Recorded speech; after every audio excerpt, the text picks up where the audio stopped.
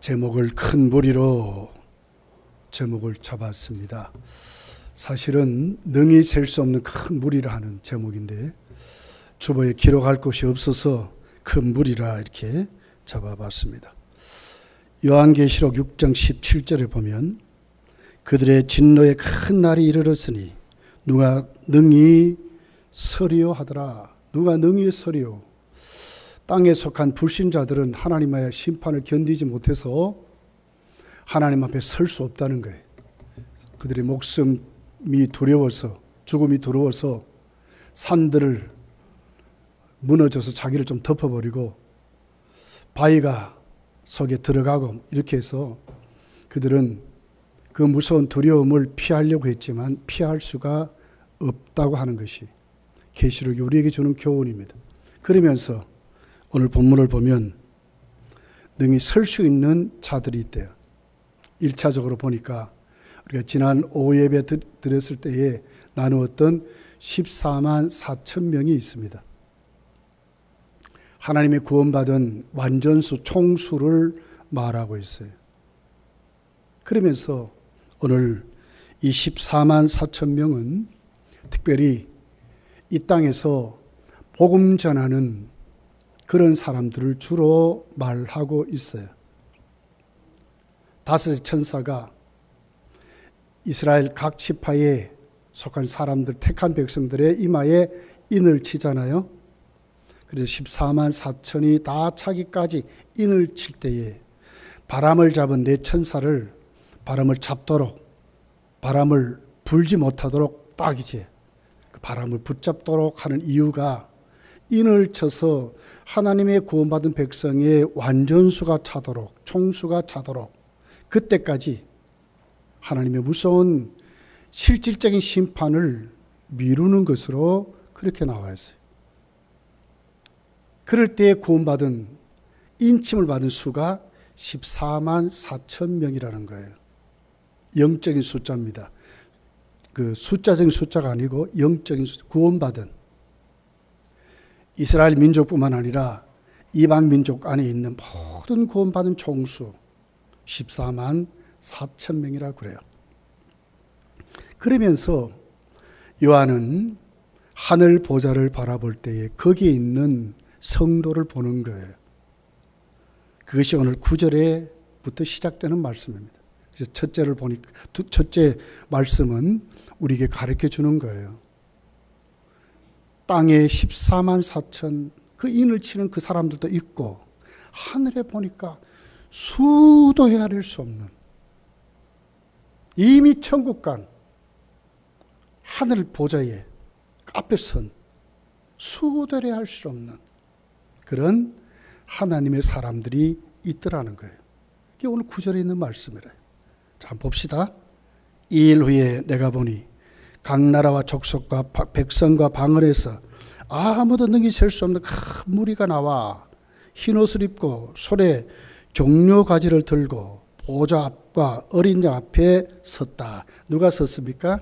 큰 무리, 수도 헤아릴 수 없는 큰 무리가 나와서 하나님과 어린 양 보좌 앞에 서 있다고 하는 거예요. 아무도 설 수 없는데 불신자들은 누가 서리요 했더니 1차적으로 14만 4천 명이, 그리고 하늘을 보니까 수도 헤아릴 수 없는 하나님의 구원받은 하나님의 백성들이 하나님과 어린 양 보좌 앞에 서 있더라는 거예요. 그 일이 어때부터 시작됐습니까? 초반절 2일 후에 그랬거든요. 2일 후에 그랬어요. 그 2일이 어떤 일입니까? 인치는 역사를 말하는 거예요. 하나님이 구원을 베푸시는데 다섯의 천사가 인을 치잖아요. 이 일을 말하는 그 2일 후에 천국을 보니까 천국에 진짜 수도 헤아릴 수 없는 큰 무리가 하나님의 앞과 어린 양 앞에 서 있더라 이렇게 말씀을 하고 있습니다. 그런데 우리 성경에는 생략이 되는데 원문을 보면 이렇게 기록돼서 2일 후에 내가 보니 그랬거든요. 2일 후에 보라 이 말이에요. 그 단어가 빠졌어요. 그렇게 해서 이 감탄사가 빠졌어요. 그 이두라는 헬라어입니다. 내가 보니 보라. 하늘에 큰 음성이 나는 거예요. 보라. 그래서 봤더니 수도 헤아릴 수 없는 큰 무리가 하나님과 보좌 앞에 서 있다는 거예요. 얼마나 감격스러웠을까? 사도 요한이 밤모습에 유배되어 갔잖아요. 이미 사도들은 다 죽었습니다. 혼자서 살았어, 혼자. 그것도 밤모습에 유배되어 가서 옆에 성도가 없는 그곳에서 혼자 예배드리고 그 외로움과 고독과 싸우고 그 폭력에 시달리고 그러면서 하늘을 이끌 올라갔을 때에 그 요한의 눈에 비친 구원받은 승리자의 모습들을 보는 거예요. 야, 나도 얼마 안 있다가 저곳에 가겠구나. 나도 저 무리 속에 있겠구나. 얼마나 감격스러웠을까? 얼마나 감동이 밀려왔을까? 이것이 여러분 환난 시대에 환난을 맞이한 성도들의 모습인 거예요. 특별히 하나님이 보호하시고 그 14만 4천은 하나님이 특별히 보호해서 환난을 이기도록 만들어 인을 치는 일을 감당하게 하시는 거예요. 복음 전하게 말듯이 세상을 이기고 두려움을 이기고 무서운 세상의 권세를 이기고 자연의 재해를 이기고 코로나19가 무슨 그러겠어요? 그건 아무 영향을 못 끼치는 거예요. 앞으로 더 무서운 것이 자꾸 올 거예요, 이제. 보라, 각 나라와 족속과 백성과 방언에서 아무도 능히 셀 수 없는 큰 무리가 나왔다. 그들의 모습은 어떤 모습이었어요? 흰옷을 입었다고 말하고 있어요. 하늘에서 흰옷 입었다. 여러분 아주 부활하기 전이니까, 그러니까 예수님 오셔서 우리가 휴거되기 전이니까 몸이 없잖아요, 그죠? 그 천국에는 영혼만 있잖아요. 영혼이 어떻게 그럼 흰옷을 입겠어요? 이건 상징을 말하는 겁니다. 회개하고 어린 양의 피로 죄 사함을 받은 그 사람들, 깨끗한 그 사람들, 보혈의 은총을 입은 그 사람들을 이렇게 말하는 거예요. 그들이 구별되게 그 더러움이 없는 완전한 성화된 영화로운 모습들로 오늘 또 하나님과 어린 양 예수 그리스도 앞에 서 있다고 말씀을 하는 거예요. 어디서 나왔습니까? 각 나라와 족속과 백성과 방언에서. 그러니까 뭡니까? 언어와 상관없이, 민족과 상관없이 유대인도 구원받을 것이고 이방인도 구원받을 것이고 저 아프리카에서도 구원받을 것이고 저 공산 사나이도 구원받을 것이고 지금도 북한에 예수 믿으면 걸리면요 그냥 끌어묻어요. 그런 데서 구원받은 그 사람들, 능히 셀 수 없는 그런 사람들이 하나님 앞에 서 있을 것을 말씀을 하고 있습니다. 생각하면 코로나19 때문에도 우리가 지금 벌벌 떠는데 진짜로 순교할 수밖에 없는 환난 시대가 오면 과연 내가 견딜까? 나도 한번 생각해 봤어요. 내가 진짜 과연 그 죽음의 두려움, 공포를 내가 이길 수 있을까? 조그만 것 때문에 아파도 말이에요. 못 견디는데 어떻게 내가 견딜까? 근데 요한을 보니까 충분히 견딜 수 있는 힘을 오늘 우리에게 가르치는 거예요. 요한이 밤몰선에 그 생활을 어떻게 이겼습니까? 이미 사도가 다 떠나버리고 홀로 남은 그가 교회를 지키는데 교회의 상황은 어떻습니까? 아시아 7교회를 보여주면서 하나님 앞에 바른 세워진 교회는 2교회밖에 없는 거예요. 교회가 점점 쇠퇴해지고 지금 우리 현실을 한번 보십시오. 온 세계적으로 무엇이 득세합니까? 이슬람이 자꾸 일어나요. 이단이 자꾸 일어나요. 세상 권세가 자꾸 일어나요. 육육시대가 점점 가까이 오는 것 같아요. 교회에는 이런도 없이 자꾸 어떻게 퇴보하는 것 같아요. 우리의 힘은 점점 약화되는 것 같아요. 성령의 능력이 사라지는 시대로 우리가 살아가는 것 같아요. 근데 분명한 것은 거기에 하나님이 쓰시는 14만 4천 그 전도자들에게 요한 같은 특별한 은혜를 주소서, 특별한 체험을 주소서, 특별한 환상을 주소서, 특별히 그들을 관리하심으로 충분히 감당하도록 그들도 인침을 받아서 그들 이마에는 뭐가 기록됐어요? 하나님의 이름과 예수 그리스도의 이름이 딱 새겨진 거예요. 이게 인침을 받았다. 그 사람들로 세워서 각 나라, 각 족속, 각 언어에서 다 불러서 어린 양 예수 그리스도의 피로 죄사함을 받고 깨끗하게 구별된 그 사람들이 하나님 앞에 세워져 있다고 하는 것입니다. 여러분, 우리가 믿음을 지키고 말씀대로 살아갈 때는 진짜 힘듭니다. 그렇지만 우리가 이렇게 살아가면 하나님 우리에게 뭐래요? 특별한 은혜를 주신다는 거예요. 특별히 우리를 관리해 주신다는 거예요. 세상을 이길 수 있도록 특별히 우리를 세워 주신다고 말하는 거예요. 어떻게 살아가는 것이 성도의 삶입니까? 세상과 타협하고 형편과 처지대로 그냥 시간 나면 믿고 이런 신앙입니까? 아니에요. 믿음이 뭡니까? 우선순위를 바로 정하는 거예요. 하나님을 의지하고 하나님을 신뢰하는 것이 먼저예요. 이게 믿음입니다.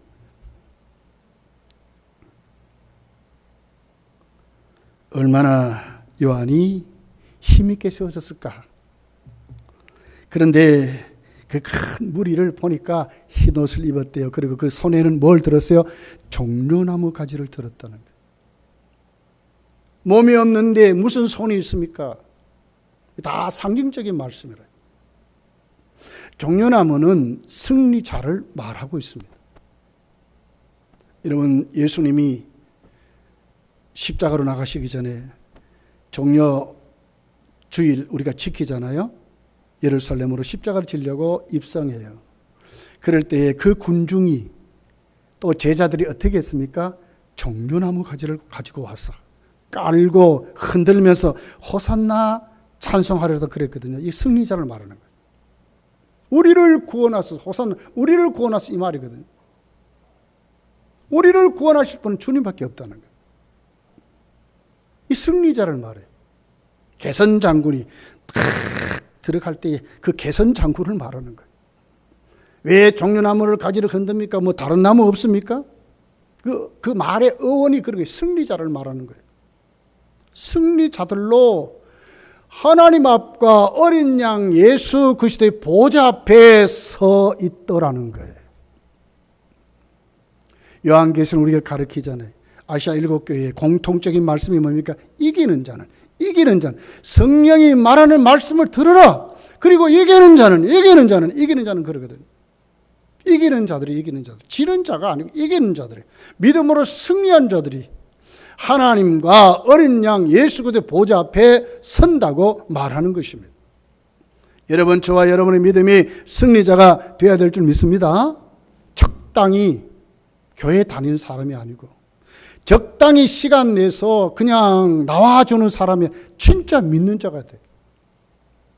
승리자가 되어야 된다고 말씀을 하고 있는 것입니다. 오늘 14절에 이렇게 말해요. 내가 말하기를 내 주여 당신이 아시나이다 하니 그가 나에게 이르되 이는 큰 환난에서 나온 자들인데 어린 양의 피에 그 옷을 씻어 희게 하였느니라. 그냥 적당히 교회 다니는 사람 아니잖아요. 환난에서 나와 이긴 자. 그리고 어린 양 예수 그리스도의 피로 깨끗이 씻음 받은 그 사람들이 흰옷을 입었고 그 과정을 이기는 사람들로 이겨서 세워졌다는 거예요. 그 사람들이 큰 무리라고 오늘 성경이 우리에게 말씀을 하고 있습니다. 여러분, 영어에 나이키라는 말이 있죠. 이 승리자를 말하거든요. 이 원문에 그런 뜻이 있어요. 나이키라는 말입니다. 영어로. 오늘 우리가 하나님 앞에 승리자로 세워진 그 사람들이 하나님과 어린 양 앞에 세워지지 불신자들은 못 세워진다는 거예요. 그러니까 두 종류밖에 없습니다. 진자냐 이긴 자, 그거밖에 없는 거예요. 우리 신앙이 이긴 자로 하나님께 세워지라고 말씀을 하고 있는 것입니다. 마태복음 24장 14절에 보면 이 천국 복음이 모든 민족에게 증언되기 위하여 온 세상에 전파되리니 그제야 끝이 오리라. 하나님의 말씀이 다 증거되어서 이 세상에 예수님이 오셔서 심판하실 때에 끝이 된 그때 하나님 보좌에 승리자들이 완전히 총수로 딱 서는 거예요. 얼마나 감사해. 실패 많고 좌절 많고 절망이 많고 피곤하고 지치고 우리의 기도에 그런 단어가 빠진 적이 있습니까? 그런 우리들이 무엇을 향해 갑니까? 승리자로 가는 거예요. 그 나라를 바라보고 가는 거예요. 천국은 어떤 자의 나라인가? 이긴 자들의 나라라고. 사도 요한이 얼마나 힘을 내고 얼마나 다시 사명감으로 충만했을까? 다시 지상 생활에 그 삶이 얼마나 단단하고 얼마나 확실하게 내가 오늘 믿고 살아가는 이 삶이 얼마나 내가 오늘 또 바르게 사는가를 확실히 확인했을까? 사도 요한이 지금 그런 삶을 살았다고 오늘 하늘나라의 하늘 보좌를 받은 그 사도 요한이 그 천국 간 성도들의 모습을 바라보고 얼마나 셈을 얻었을까 하는 것입니다. 여러분, 우리도 이렇게 살아야 합니다. 이렇게 살 때 하나님 특별한 은혜를 주십니다. 믿음 때문에 외롭고 믿음 때문에 우리에게 때로는 갈등이 오고 믿음 때문에 때로는 내 삶이 위축되고 믿음 때문에 내 환경이 오그러드는 것 같을지라도 우리가 말씀을 따라 오늘 또 그 길을 묵묵히 주님 바라보고 가면 우리에게는 뭐가 있다고요? 특별한 은혜를 주신다니까요. 이길 수 있도록 힘을 주신다니까요. 환난을 오늘 또 당당히 이길 수 있는 그 모든 것을 이길 수 있는 새 힘을 주신다니까요. 독수리같이 천국을 올라가는 새 힘을 주신다고 말씀하거든요.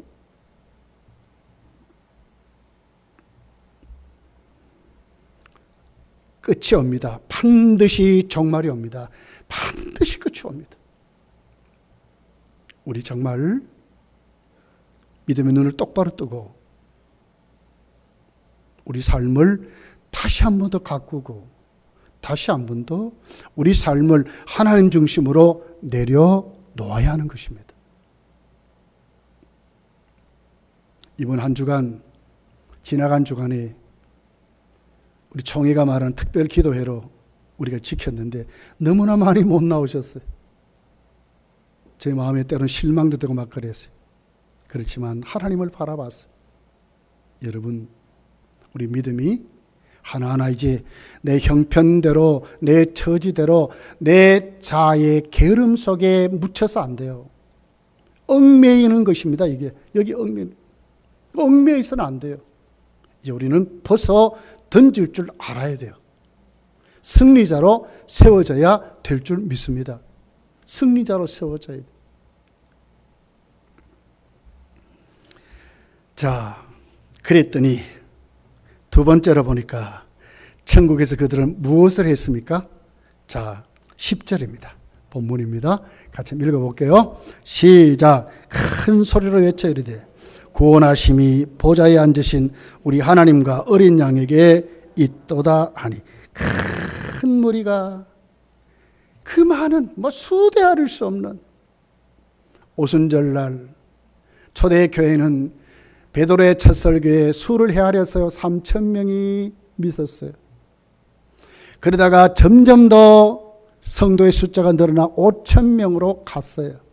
수를 헤아릴 수 있습니다. 그런데 오늘 본문을 보니까 수를 헤아릴 수 없는 큰 무리인데 그분들이 소리를 치는 거예요. 그 소리가 어땠을까? 요한이 거기에서, 여러분, 우리 찬송도 우리 교회 한 명, 두 명 나와 특송하는 것보다 그래도 시온 찬양대가 찬양하면 더 은혜가 있어요. 근데 여기에 100명, 200명이 모여서 정말 찬양한다고 한번 생각해 봐요. 모든 악기를 다 동원하고 말이에요. 정말 오케스트라 같이 막 한번 해보세요. 감동이 더 돼요, 더 돼. 큰 무리가 하나님 앞에 그 찬송하는데 그 요한에게 밀려온 그 믿음의 그 감격, 그 농도가 어느 정도였겠어요? 하나님 우리를 그렇게 하신다니까. 우리의 믿음의 삶이 천국에 먼저 간 성도들이 하나님을 찬송했듯이 우리가 정말 믿음으로 살 때에 우리 속에 넘쳐나는 하나님의 찬송 속에 하나님과 교제하며 응답 가운데 살아갈 때 얼마나 우리를 감격스럽게 할까? 얼마나 세임을 주실까? 얼마나 능력을 주실까? 우리에게 가르쳐주는 말씀입니다. 째째하게 믿지 맙시다. 예. 정말 우리가 하나님께 확실히 큰 무리 승리자들과 같이 우리도 하나님 앞에 우리의 신앙을 표현해내고 우리의 감동을 소리를 치고 우리 하나님을 높여드리는 일에 우리가 다 하나님 앞에 우리의 모습을 우리가 나타낼 때 얼마나 하나님이 기쁘게 받으실까?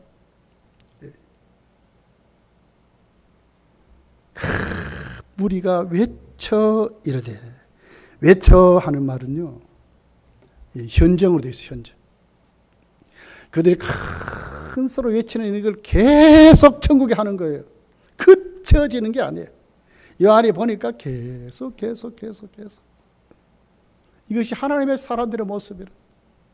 그런데 어떻게 그들이 소리를 쳤어요? 여기 보니까 구원하심이 보좌에 앉으신 우리 하나님과 어린 양에게 있도다 그러거든요. 이걸 계속 반복하는 거예요. 구원하심이 보좌에 앉으신 하나님 어린 양께 있도다. 구원하심이 계속 그렇게 하는 거예요. 누가 쉽게 합니까? 신앙이에요, 신앙. 그들의 고백이에요. 하나님께만 영광을 돌리려고. 이 방법밖에 없다 그 말이거든요.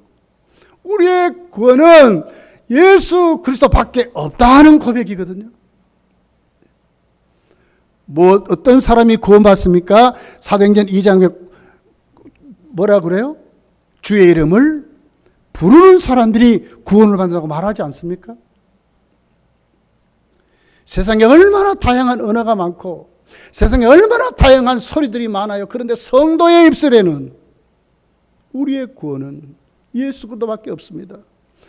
우리의 믿음을 온전케 하시고 우리의 믿음의 주는 예수 그리스도밖에 없습니다 하는 것이 성도의 입술의 소리들이라는 거예요.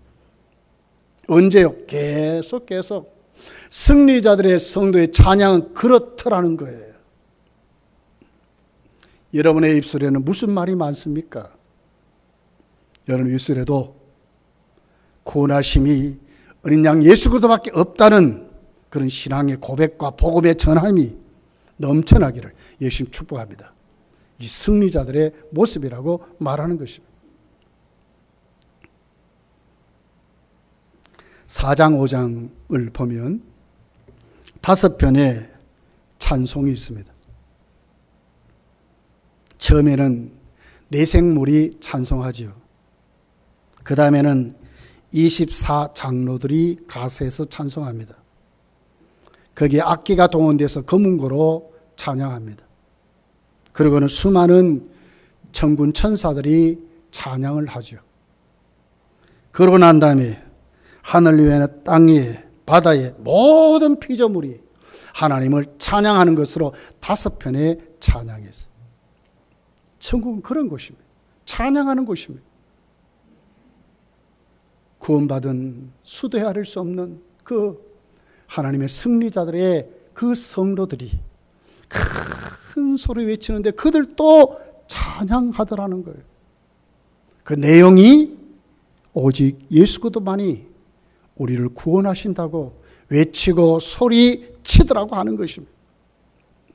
사도행전 4장을 보세요. 산헤드린 공회에 잡혀간 사도들, 학문 없는 범인 줄 알고 겁을 주고 협박하잖아요.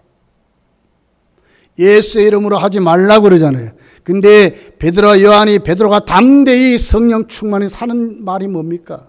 우리는 말하지 아니할 수가 없다. 우리는 보고 들은 것을 말하지 아니할 수밖에 없다. 할 수밖에 없다고. 예수 그리스도의 이름으로 말하지 말라는 그들에게 우리는 예수 그리스도의 이름으로 말해야 된다고 하는 그 핍박과 무서움 속에서도 그들은 당당히 복음을 말하겠다고 하는 사람들이 승리자였다는 거예요. 이런 사람들이 14만 4천입니다.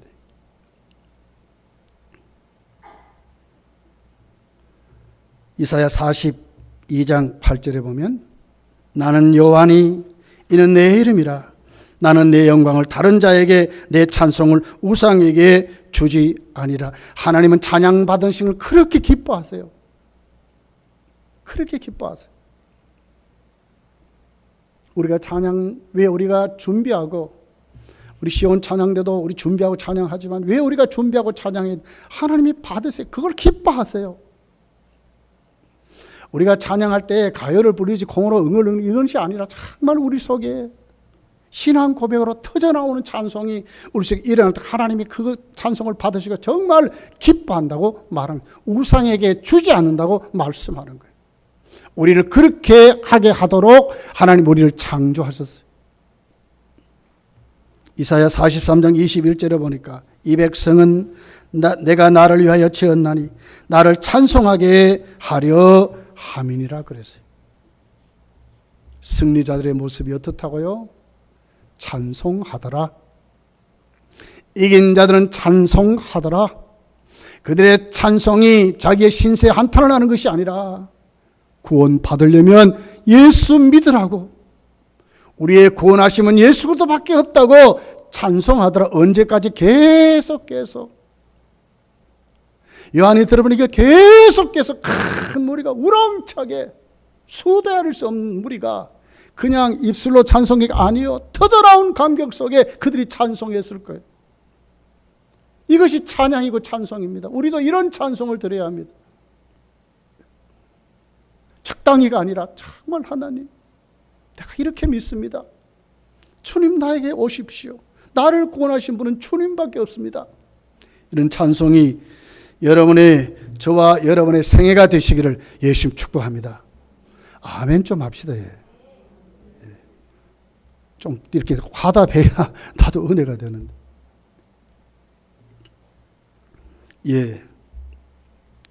그리고 세 번째죠. 천군 천사들도 하나님을 경배하고 찬송하더라 하는 것입니다. 11절의 말씀입니다. 모든 천사가 보좌와 장로들과 내 생물의 주위에 서 있다가 보좌 앞에 엎드려 얼굴을 대고 하나님께 경배하여 그랬습니다. 천사가 어디에 있다고요? 보좌와 장로들과 내 생물의 주위에 있었대요. 그리고 그 뒤에 누가 있어요? 수대할 수 없는 성도가 거기 있는 거예요. 뭐라고 있어요? 하나님을 경배하고 하나님께 영광을 돌리고 그들의 입술로 찬송하더라는 거예요. 이것이 천국의 삶이었어요. 거기 무슨 걱정이 있고, 거기 무슨 염려가 있고, 거기 무슨 두려움이 있고, 거기면 무슨 죽음의 공포가 있어요? 아무것도 없어요. 하나님만 계세요. 우리를 이기게 하시고 하늘 천국의 영광을 주신 그 하나님 앞에 그들이 얼마나 감격스러운지, 모든 피조물이 하나님을 향하여 뭐하고 있다고요? 경배, 엎드려 하나님께 꿇어 엎드려 경배하더라는 거예요. 그리고 그들의 입술은 한없이 감격스럽게 찬송하더라고 그렇게 말하고 있는 거예요. 믿음으로 살아가는 삶을 살면 하나님 이렇게 우리를 살게 하실 줄 믿습니다. 하나님 이렇게 살게 하세요. 누가복음 15장 10절에 보면 이렇게 기록합니다. 내가 너희에게 이르노니 이와 같이 죄인 한 사람이 회개하면 하나님의 사자들 앞에 기쁨이 되느니라. 한 사람이 회개할 때에 하나님의 사자의 천사라 말하지 않습니까? 그들 앞에 기쁨이 된다고. 그 기쁨에 겨워서 하나님께 찬송하는 일들이 넘치게 일어난다고, 천국은 그런 곳이라고 말하는 거예요.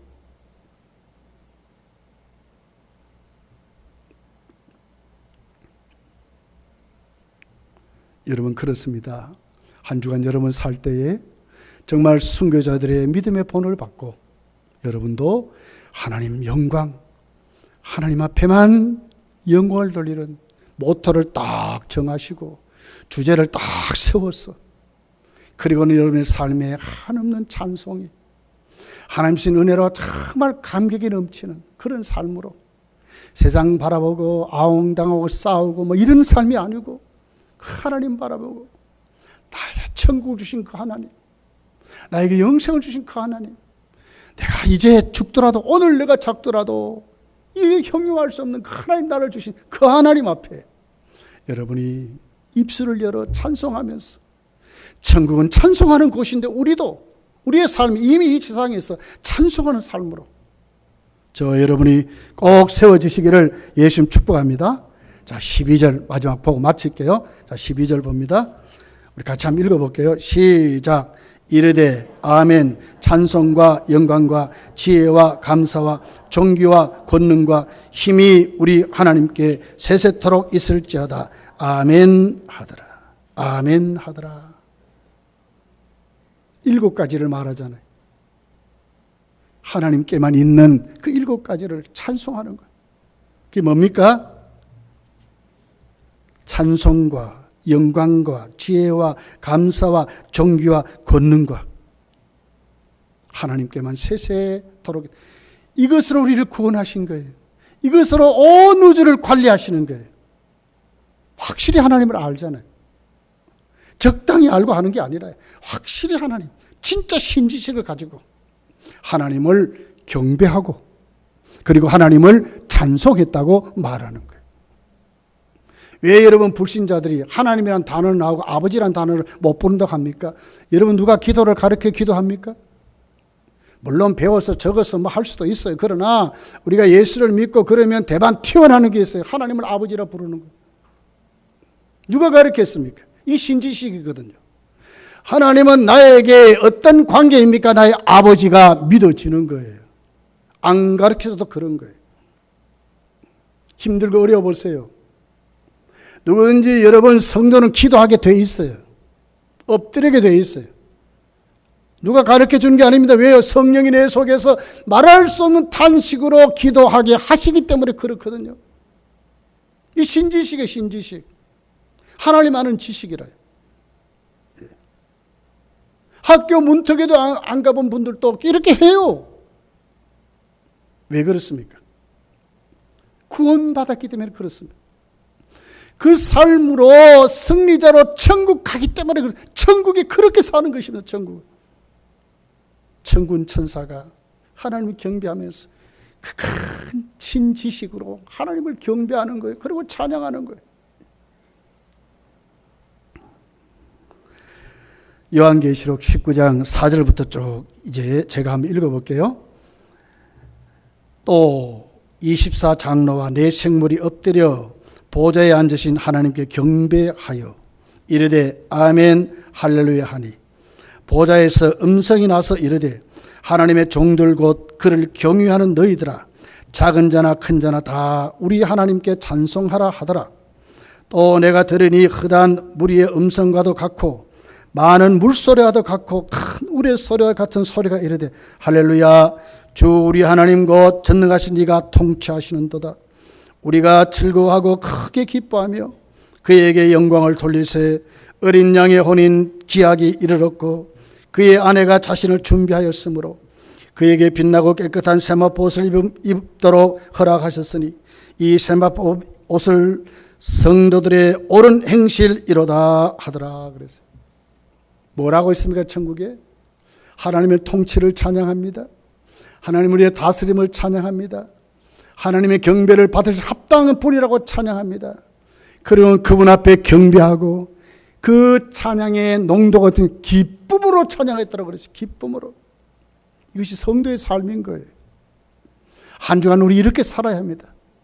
다 떨쳐버리고 벗어버리고 하나님께 집중해서 특별한 은혜를 경험하고 그 안에서 나도 모르게 터져나오는 신앙 고백들이 기도가 되고 찬양이 되어 우리 삶에 그 기쁨이 충만한 삶이 지배하도록 만들어서 성령의 감동하심을 따라 살아가는 그 사람들로 여러분의 가정이 세워지고 여러분이 세워지고 여러분의 자녀들이 세워지고 여러분의 사업체가 그렇게 세워져가는 주의 나라가 충만히 임하시기를 예수님 축복합니다.